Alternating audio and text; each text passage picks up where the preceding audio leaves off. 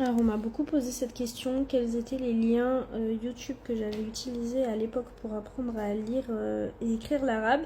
Malheureusement, comme ça date de plus de 10 ans, je n'ai aucune idée de ces liens YouTube, je m'en rappelle plus du tout. Après, je me rappelle, j'avais vraiment fait ça en freestyle. J'ai regardé sur internet en fait alphabet arabe et du coup j'étais tombée sur des images avec l'alphabet arabe et les différentes façons de l'écrire que j'avais sorti ces images et après j'avais vu sur un site internet qu'il y avait des voyelles, les voyelles courtes, les voyelles longues, etc. Et en fait j'avais tout téléchargé, j'avais dû regarder 2 ou 3 vidéos YouTube qui expliquaient et après j'ai tout fait toute seule.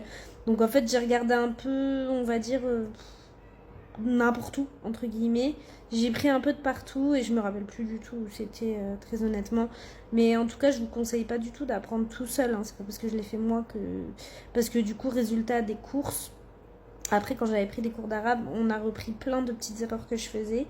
Et en plus de ça, en fait, quand vous prenez des cours d'arabe, la plupart du temps, ils vous apprennent directement les règles de tajwid pendant la récitation du Coran. Et du coup, bah, c'est pas ce que j'ai fait, comme j'ai pas fait comme il faut, j'ai pas fait avec un professeur, j'ai fait toute seule. Du coup, je me retrouve seulement maintenant, plus de 10 ans après, à prendre des cours de tajwid. Donc, bon, je conseille pas d'apprendre tout seul.